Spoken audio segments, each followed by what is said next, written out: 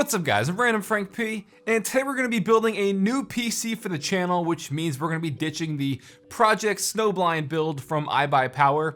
We got that back in, I want to say in November. It's been great, but it's just time for a brand new PC. New case, pretty much all new components minus the CPU and the graphics card. So for this video, I'm going to do a little vlog style of the new PC for the channel that I'll be using from here on out. So replacing our Snowblind PC is going to be the brand new case from NZXT, the H500i. If you guys saw my review of the H700i when that came out, I absolutely loved it. This is pretty much that same case, it's a smaller form factor.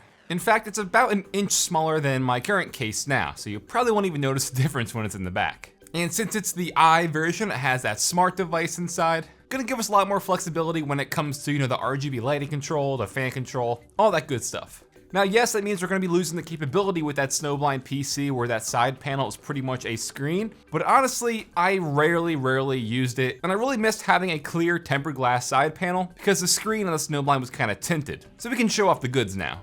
And then I'm finally going to be able to put the N7 to use. This is NZXT's very own motherboard.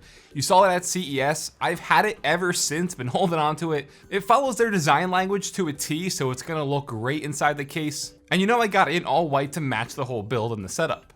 And then for RAM, we're also going to be upgrading that. I've had the very popular G.Skill Trident Z RGB RAM, and it's been great, but the colors have kind of been lackluster. Then I saw Corsair put out the brand new Vengeance RGB Pro, which is, a white module RAM with the RGB light bar on top, and that is an absolute perfect fit. I mean, let's be real, they practically made it for me, right? I'm just kidding. We're still gonna be keeping the CPU, which is the i7 8700K. Haven't had any issues there, no need to upgrade right now. But as for the AIO, we got the Deepcool Captain 240EX RGB. And of course, white. Now, yes, last year I had the NZXT Kraken X52, and obviously with the lighting, and it really fit in with my PC, but as much as I love NZXT and obviously I'm using a lot of their parts for this build, their Kraken coolers have had their fair share of issues over the years. Mine died after a few months. If you guys remembered when I was doing the build vlog for that, it didn't even have full control with the RGB lighting module, so that was kind of faulty to begin with. I figured now with this Captain 240EX RGB,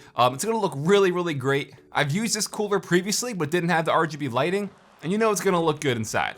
Then winding on down, I recently picked up the Samsung 960 EVO NVMe SSD. This is a 1TB upgrade. I have a 250 currently in my PC as the boot drive. This was mad cheap. These have come down so much in price recently, so I picked one up for around 200 bucks. Really looking forward to adding that. Then for the fans, I actually picked up two white ones from Fantex. These are very quiet, which is good, and since they're white, it's gonna fit in. And I'm also gonna be adding the Halos Lux digital RGB fan frames. I showed these off a few months ago in a Cooltech Under 50 video. And yes, I could have had actual, RGB fans that, Corsair and NZXT also have available, but these fan frames are really unique and it gives it a really cool look. Then lastly, you probably don't care, but the new NZXT E650 PSU. This is one of their newer power supplies, so 650 watts is gonna be fine here. So yeah.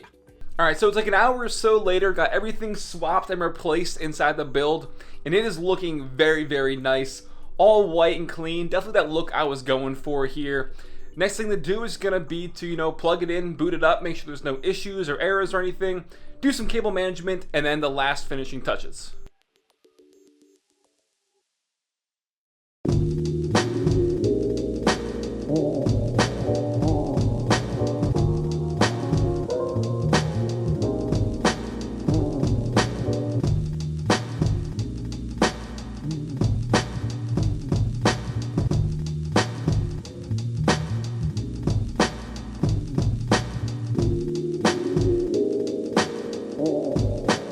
Alright, so we just got it booted up, no issues whatsoever, no issues with the new motherboard. Figured there would be some sort of compatibility issues with using it with my old hard drives and stuff, but booted right up, no problems.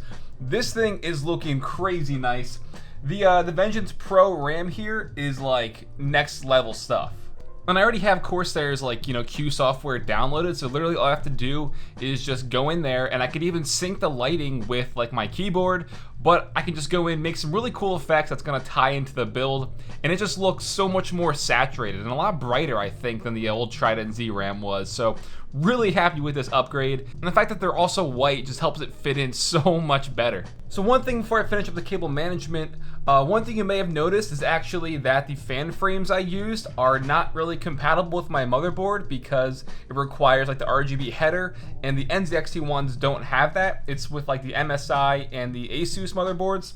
So we got an empty pin here, unfortunately, but they're actually going to send out one of their control hubs I can plug in and use with this. So this would look a lot better right now if I had the actual fan frames on and going.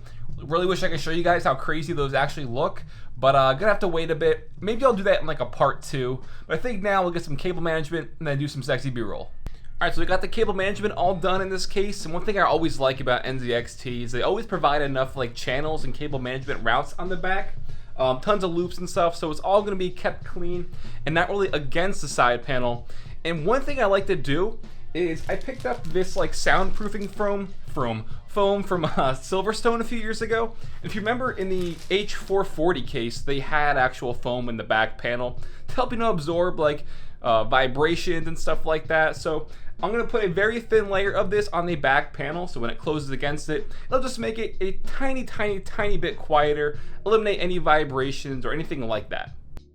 And I almost forgot, but we got to put the Random Frank P logo right on the case that we've been doing with every build for the past like 4 years now.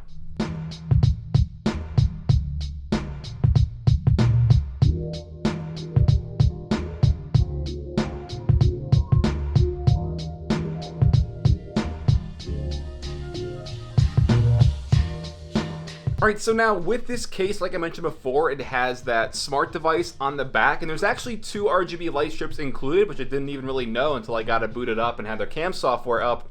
So there are 2 light strips already, and I was gonna add their brand new Hue Plus lighting kit. This is the ambient kit for your monitor, plus their brand new Hue Plus device, or the Hue 2. So I'm probably going to save these for a dedicated review because it's relatively new. By the time you're seeing this, these should have already been released, obviously. So I'm going to add those to this build, but save that for a dedicated review.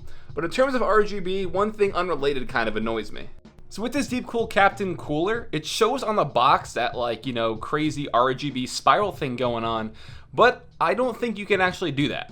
In the back, there is this little control module which you can control the lighting. And you can sift through all the colors, pick a static color, have it breathe in and out, but it can't do all that rainbow wave at once. It just, like fades in and out, which is kind of annoying. Not a big deal. I'm just gonna keep it on either white or blue to fit the case, so I'm not too bummed about it. That's just kind of shitty and bad marketing on their part because, that's kind of false advertising if it shows an effect it can do on the box that it doesn't even do. And one other thing related to NZXT definitely pisses me off now. Are you kidding me? 45 minutes of calibration and this is the error message I get? Like, I love NZXT. This case is great, the motherboard looks amazing here, but their cam software is just absolutely horrible. Over the past few years, they've always had issues with the software and it's still happening. 45 minutes of testing and I get an error. Server returned value without message. Thanks.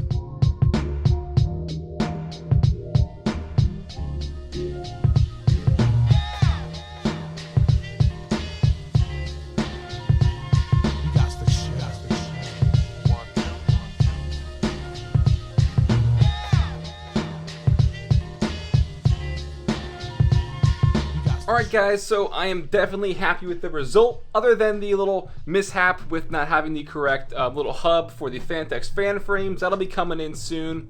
Still kind of bummed about the NZXT cam software, just not fully working, but hopefully they'll work on that. And I think this does look great. I got all like the white and kind of ice blue theme going on here. Really happy with the end result. I think it looks really nice and clean. Loving the tempered glass again. It's just going back to this where you can see the insides clearly and stuff.